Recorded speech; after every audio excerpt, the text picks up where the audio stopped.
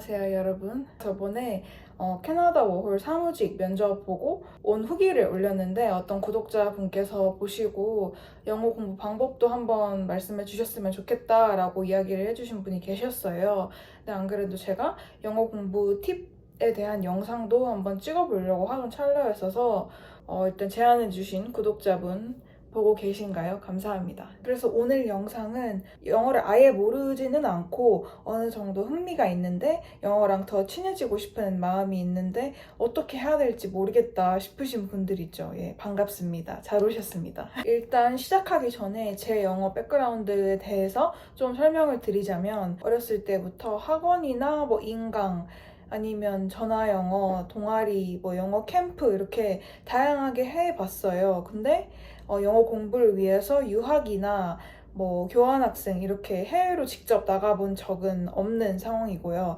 지금은 이제 워홀을 하고 있긴 하지만 이제 어렸을 때부터 시작해서 대학교 때 해외를 나가본 경험은 없어요. 그래서 원어민 수준으로 엄청 유창하지는 않지만 그래도 제 나름대로 영어를 해오면서 효과를 느꼈던 그런 방법 그리고 지속하기 쉬운 방법 위주로 설명을 해드리려고 하는데요. 일단 제가 생각할 때 영어를 좀 꾸준히 하려면 이 영상 타이틀은 영어 공부법이라는 제목으로 소개를 했지만 뭔가 공부 같지 않아야 된다고 생각을 해요. 뭔가 공부 이런 거 있죠. 공부가 아닌 것처럼 뇌를 속이는 거죠. 그런 게 되게 전 중요하다고 생각해요. 근데 그렇게 하려면 일상 속에서 내 매일매일 내가 하는 그런 루틴 속에 영어를 스며들도록 해야 된다고 생각해요. 그 영어 공부 습관이 되게 오래 가려면 그거를 뭔가 루틴화해서 내 일상의 어느 부분에 계속적으로 넣어주는 게 중요하다고 생각하거든요. 그래서 제가 오늘 소개할 영어 공부법은 워홀 오기 전부터 오고 나서 지금까지도 습관처럼 자연스럽게 하면서 실제로 효과도 봤던 그런 공부법을 소개하려고 합니다. 첫 번째로 추천드리는 방법은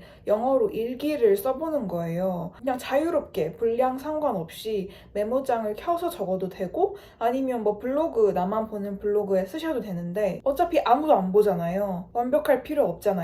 그래서 추천해요. 내가 오늘 어디를 갔고 거기에서 뭘 먹었고 아니면 뭘 했는데 기분이 좋더라. 사사로운 일들 있잖아요. 그런 거를 그냥 영어로 한번 적어보는 거예요. 완벽한 문장일 필요 없고 그냥 한두 문장 정도라도 괜찮고 단어를 나열하는 그런 나만 알아볼 수 있는 방법이어도 괜찮아요. 왜냐면 이렇게 영어로 일기를 쓰는 과정에서 영어로 생각하는 힘이 자연스럽게 길러져요. 영어 일기를 쓰면서 내가 모르는 단어인데 이 단어는 일기에 써서 넣어서 표현해보고 싶은 그런 단어들이 있잖아요. 그런 거를 사전에서 한 번 더 검색해서 찾는 과정에서 자연스럽게 그런 단어들이 습득이 되고 그리고 또 이렇게 해서 알게 된 단어는 그렇지 않은 단어보다 제가 생각할 때는 좀 더 기억에 오래 남아있는 것 같더라고요. 매일 쓸 필요도 없고 꾸준히 내가 쓰고 싶을 때 영어 얘기를 써가는 게 생각하는 습관을 길러줘서 추천드립니다. 그 다음 방법은 영어로 된 미디어를 적극적으로 활용하는 거예요. 그냥 유튜브 보면은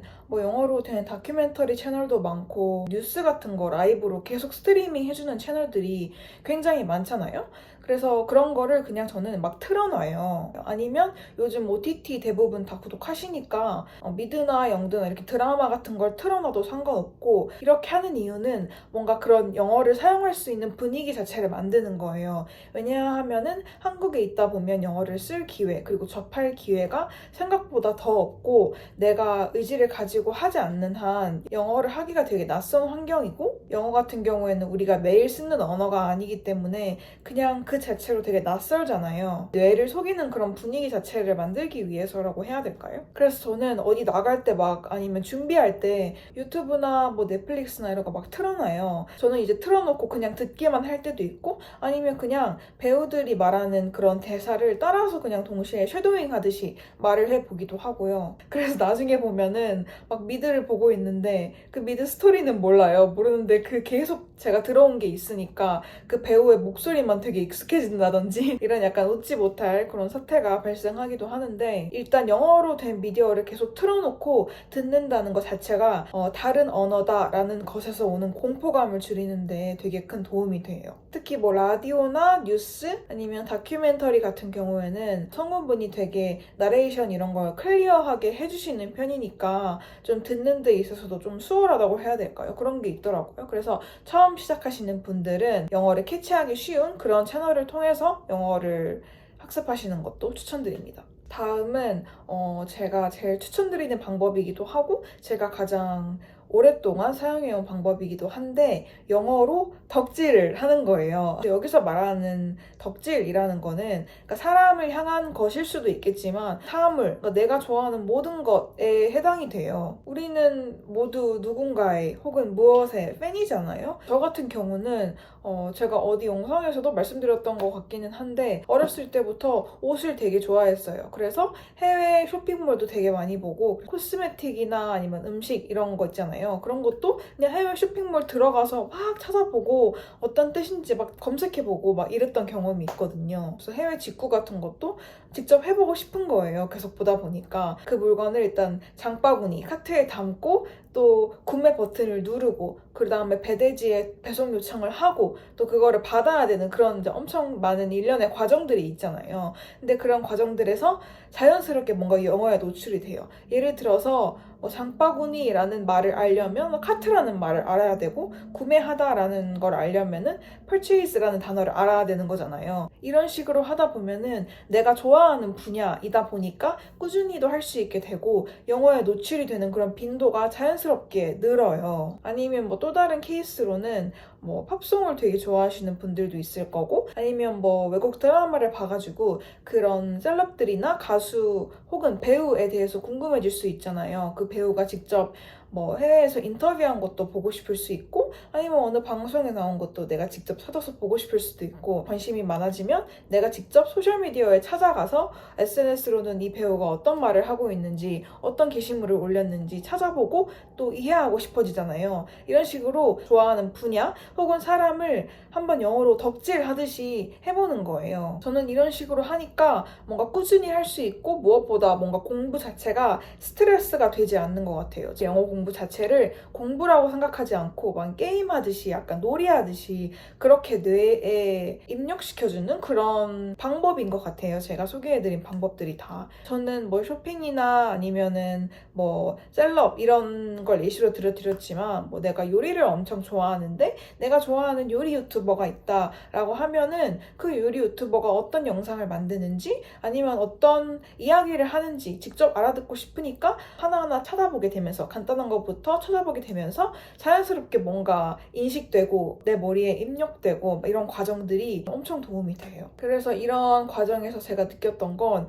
영어를 공부가 아니라 놀이로 인식하고 접근할 때에도 영어가 늘 수 있구나 라는 거였어요. 그래서 영어는 진짜 많은 분들이 알고 계시겠지만 진짜 장기 레이스잖아요. 그런 관점에서 영어를 약간 덕질처럼 생각하고 접근하는 게 오래 가져갈 수 있는 그런 되게 현실적이고 또 좋은 방법이라고 생각해요. 제가 영어를 공부했던 방법 중에 즐기면서 오랫동안 유지해오고 있는 방법이 뭐가 있을까라고 했을 때 이렇게 오늘 소개해드린 딱 3가지 방법이 떠오르더라고요.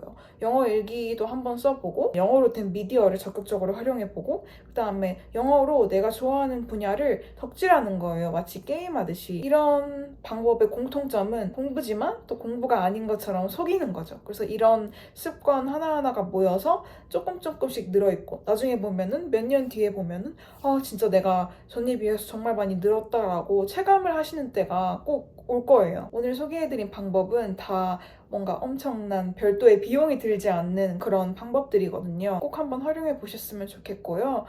저한테 이 영상을 요청해주신 구독자분도 계셨는데 그런 구독자분들을 포함해서 영어 공부를 하고자 하는 그런 많은 분들께 이 영상이 잘 닿았으면 또 제가 저번 영상에서 말씀을 못 드렸는데 제가 어느새 구독자 100명이 넘었더라고요. 한 분 한 분 다 너무너무 감사드리고 첫 100명이라서 좀 더 특별하고 더 오래도록 기억에 많이 남을 것 같습니다. 저는 또 여러분의 기억에서 잊혀질 때쯤 돌아오도록 하겠으니까요. 다음 영상은 어떤 영상이 될까요? 기대 많이 해주시고 다음 영상에서 만나도록 하겠습니다. 저는 이만 물러가도록 하겠습니다.